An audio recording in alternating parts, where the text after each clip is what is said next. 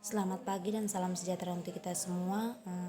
Perkenalkan, nama saya Financia Sabina dengan NPM 2140402073 dari Fakultas Ekonomi dengan jurusan Ekonomi Pembangunan. Di sini saya akan menjelaskan sedikit tentang materi ekonomi mikro. Pembahasannya mengenai eksternalitas ekonomi mikro. Apa sih eksternalitas itu? Itu merupakan tindakan suatu pihak terhadap kondisi orang atau pihak lain. Eksternalitas ini menyebabkan inefisiensi pasar dan dengan demikian pasar tersebut gagal untuk memaksimalkan total surplus. Eksternalitas muncul ketika seseorang terlibat dalam suatu aktivitas yang mempengaruhi kesejahteraan orang lain. Namun orang tersebut tidak membayar atau menerima kompensasi diri dampak tindakan itu.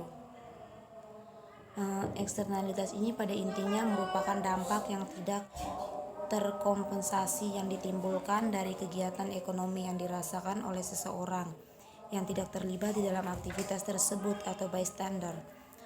Secara umumnya eksternalitas ini dibagi dua. Yang pertama ada eksternalitas positif dan negatif. Yang pastinya jika eksternalitas itu positif pasti sangat menguntungkan, sedangkan kalau eksternalitas itu negatif pasti berdampak yang merugikan. Suatu eksternalitas itu merupakan dampak yang tidak terkompensasi dari tindakan seseorang pada kesejahteraan seseorang saksi di luar pasar. Selanjutnya kita akan masuk di contoh dari eksternalitas negatif. Adalah polusi yang ditimbulkan oleh pabrik saat operasional produksi. Sedangkan contoh eksternalitas positif adalah adanya penemuan baru. Terdapat 4 tipe. Selanjutnya kita masuk 4 tipe eksternalitas. Yang pertama ada eksternalitas negatif pada produksi. Ini jika produksi suatu barang menimbulkan polusi, biaya bertambah untuk masyarakat melebihi biaya ada untuk perusahaan yang memproduksi. Kemudian biaya sosial melebihi biaya produksi individu, dan secara grafik kurva biaya sosial di atas kurva penawaran kurva biaya individu. Yang kedua ada eksternalitas positif dalam produksi. Jika produksi sebuah barang menurunkan biaya bagi produksi lainnya seperti penyebaran teknologi dari penelitian robot, biaya sosial lebih kecil dibanding dengan biaya perusahaan. Secara grafik, kurva biaya sosial di bawah kurva penawaran, sedangkan kurva biaya privat dan kurva kuantitas optimal lebih besar dibanding dengan kuantitas keseimbangannya.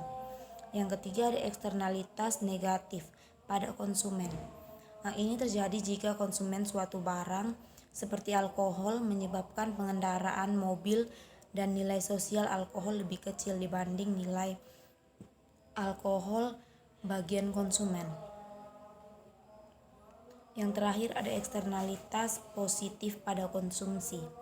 Ini jika konsumsi barang seperti pendidikan menciptakan keuntungan bagi masyarakat lebih dari pembeli pendidikan, nilai pendidikan sosial melebihi nilai privat. Sekian sedikit penjelasan dari saya mengenai eksternalitas. Kurang dan lebihnya mohon dimaafkan. Saya akhiri, selamat pagi dan salam sejahtera untuk kita semua.